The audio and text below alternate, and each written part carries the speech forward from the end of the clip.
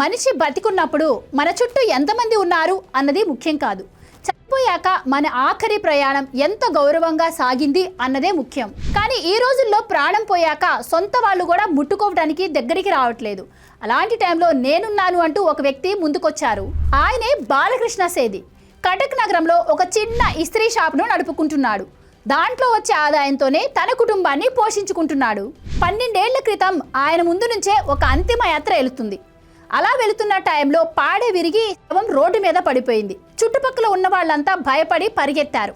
కానీ సేది మాత్రం ఆ సీన్ చూసి చాలా బాధ అనిపించింది.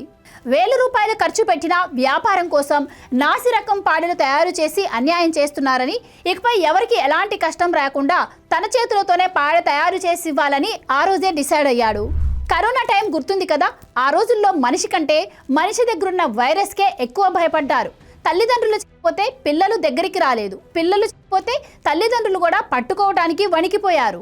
అలాంటి టైంలో బాలకృష్ణ గారు ప్రాణాలకు తెగించి ఎన్నో వేల శవాలకు అంత్యక్రియలు చేశారు. ఇప్పటికీ శ్మశానంలో అనాథ శవం కనిపిస్తే తను ఒక కొడుకులాగా వాళ్లకు అంత్యక్రియలు చేస్తారు. ఈ కార్యక్రమాల కోసం ఎవరైనా సంతోషంగా డబ్బులు ఇస్తే తీసుకుంటాడు, లేదు అంటే సైలెంట్గా తన సైకిల్ ఎక్కి వెళ్ళిపోతాడు.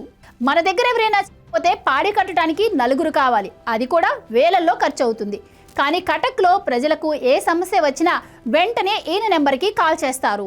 అర్ధరాత్రి 2 గంటలకు ఫోన్ వచ్చినా ఒక్క నిమిషం కూడా ఆలోచించకుండా వెంటనే వెళ్ళిపోతారు. అస్థికలు సేకరించడం దగ్గర నుంచి చితాభస్మం కుటుంబానికి అందించే వరకు అన్ని ఆయనే దగ్గరుండి చూసుకుంటారు. ఆయన భార్య లీనా సేథి కూడా మొదట్లో ఆయన చేసే పని చూసి భయపడ్డాను, కానీ ఇప్పుడు ఆయన చూస్తుంటే గర్వంగా ఉంది అంటుంది. డబ్బుల కోసం పగలు రాత్రి కష్టపడే ఈ రోజుల్లో మనిషికి ఇచ్చే ఆఖరి మర్యాద కోసం బతుకుతున్న ఈ మహానుభావుడిని చూస్తే మానవత్వం ఇంకా బతికే ఉంది అనిపిస్తోంది.